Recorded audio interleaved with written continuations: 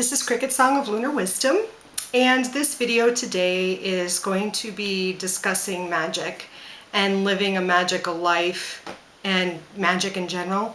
So if magic isn't something you're interested in, then feel free to shut the video off at this point, because we are going to be discussing a whole mind and the concept of magic and all that. I also want to put out a disclaimer before anybody gets upset that this video was not inspired by anything that occurred online. It was a circumstance or a situation that happened to a dear close friend of mine that has happened to me in the past, but recently has happened to this individual. And the situation spurred thoughts, feelings, and a conversation I had with my husband. And I just felt really motivated and inspired to make a video pertaining to this, because situations that happened to my friend has happened to me. So I wanted to share my thoughts and get your thoughts on it. So it has nothing to do with anything online. Okay, so into the conversation. Or the topic I want to talk to you about. Magic. Now, I think we all can agree, if you're a magical practitioner, whether you call yourself a witch, whether you call yourself a wizard, whether you call yourself a warlock, whether you call yourself a sorcerer, whether you call yourself a magician. Have I named everything? If you are an individual who utilizes magic in their life, then I think we can all agree that it takes some level of intent. It takes some level of focus to utilize the energies around us to create a change in our reality. Whether that's something going on within us or whether that's something going on around us. To manipulate and mold the energies from the universe is something that requires focus, will, intent. You don't, this is my opinion, it is of my opinion that one doesn't do these things half-ass. It's something you go about if you want to be successful. You know, it's something you go about and do. And my feeling is that it all begins with living a magical life. Living in alignment with what my true will is and what my desires are. And if I am true to me and to my will, then I will find that I am aligned with things, and my magic or my creations manifest quicker, because I am at the correct frequency to attain that which I desire. And I can do these things I can manifest what I want in a variety of ways, depending on what type of magical practitioner you are. Some of us may do rituals, may have things that we focus on, may use correspondences to align ourselves or tune in to the frequency of that which we desire, to help us, to aid us, because we are aware that everything has a vibrational frequency. And to align these things or these correspondences will help us attain that which we desire quicker and more successfully. So this does not happen, like I said, by coincidence. I don't believe in coincidences, but that's a topic for another video. But these things require focus. Living a magical life is something that you do every day, something you do as part of your life, like eating, living a magical life. It is not something that is done on the weekends or on Sabbats or on holy days or on sacred holidays. It is something you do each and every day to align yourself with your true will and your desires. So this takes a lot of time, although time is an illusion, but that's again another topic for another video. It reminds me of a video that the Scarlet Moon, is that his name? Scarlet Moon? It did. I'll put a link to the video that I'm talking about. He talked about equivalent exchange. And that goes hand in hand with this concept that the things you do, you put in effort, you give energy, you give an exchange. Even the things that seem to come free are not free. There is an exchange. Your will, your desire, your emotion, the time, the energy that you put into something to attain it, there's always a price or an exchange there. And that is what happens as you're living this magical life. Now, why am I bringing this up? Why am I talking about this? And at this point, before I get into what I really want to say, if you watching this video up to this point disagree with me, then you can just shut off the video or walk away, because the rest of the video you'll disagree with as well. If you don't agree that there is an exchange, if you don't agree that to receive something or manifest something utilizing magic doesn't take effort or energy, then just stop right now and just don't watch the rest of it, because the rest of what I have to say goes on with this line of thinking and this concept and this idea that I have, that I feel is my truth. May not be your truth, and it doesn't have to be your truth. Now, I am not going to say whether I agree or disagree with the next topic I'm going to bring up in line with this, because that's not the point. And the point isn't whether it exists or not.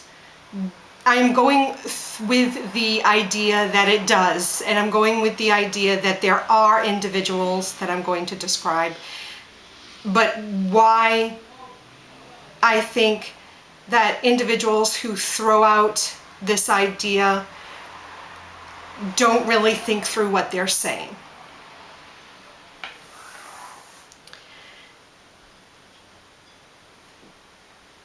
Magic in and of itself, I feel, is neither black or white. I feel that magic encompasses everything and nothing. It is a medium that can be used to either destroy or create. And sometimes it can be used to destroy something in order to create something. It's a tool. It's a tool like a hammer. You can use a hammer to take a nail and build something, or you could use that hammer as a weapon. But the hammer itself is neither a good or evil item. It's not a white or black item. It could be used for either. And that's how I view magic.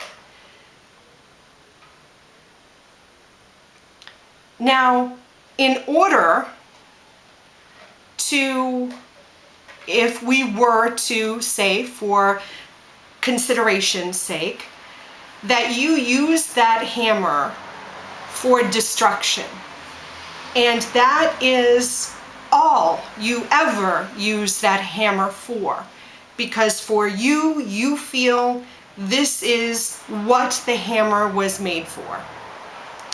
And perhaps you even feel that the hammer is, when you're wielding the hammer, you are using it to destroy the things that need to be destroyed in order to create something good from it. And this is how I view, like I said, magic. Now, if there are, and I'm saying if, I don't know, and I'm not saying that they're good or bad people or magical practitioners. I'm not passing a judgment. But if there are individuals who use magic in order to destroy, if there are individuals who use magic as a form of enacting justice as they see fit, and that is what they use magic for, I feel that in order to be successful in that thought, in that path, in that venue, that they are going to put in as much time and effort and energy that I am when I'm living a magical life in alignment with my true will. So all this time and effort and energy that I'm putting into my magical life, this person who may be someone that others may label dark, is putting in just as much time and effort and energy to live their magical life, because in the end, we're both magical practitioners. My intentions may be different than his or her intentions, but we're still molding and working with the same tool, the same energy, the same magic, with different intents. To look at someone, then, and say that they are involved in the dark arts or dark magic, or they're a dark magical practitioner, and you can see what they're doing in their life, and you know them pretty well, or rather well, or even you practiced with them at one time, and you saw what they did with their time, or you knew what they did with their time because maybe you worked with them, maybe you were a co-worker, or you were a friend of them and spent a lot of time with them. If you're seeing what they're doing, and you see how much time and effort and energy they're putting into what they're doing,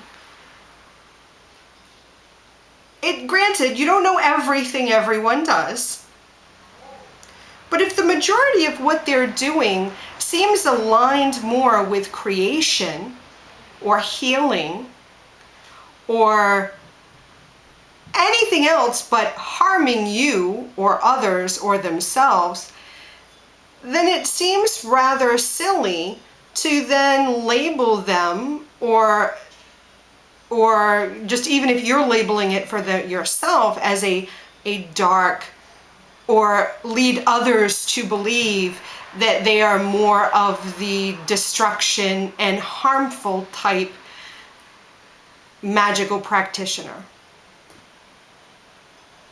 You know, it would take a lot of time and a lot of energy and a lot of focus for someone to truly work on destroying, constantly destroying things. It would take a lot of time, effort, and energy. And really, if we think about what I originally said, that, you know, you being aligned with your true will, and all that effort and energy that you put into living a magical life, and you're constantly aligning yourself with that which you desire. Now think, if I was a dark or a dark practitioner, and I did only dark arts, and I was trying to hurt others all the time and enact this justice through magic, then wouldn't my life reflect that which I'm wanting?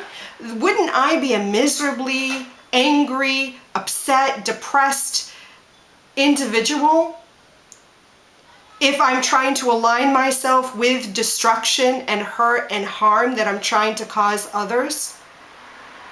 I mean, wouldn't I have to align myself with that in order to be successful in that? Wouldn't I have to be immersed in that darkness and that destruction all the time in order to, and harm all the time? I mean, really, if someone was really successful at it, I feel like it couldn't be something you could just flip a switch. I mean, that here I am, happy, love, love, love, and sharing things with people and loving my family and being happy, and then oops, I'm gonna go in my room and flip the switch and then cause death and destruction and harm and ill and pain and be really successful at it.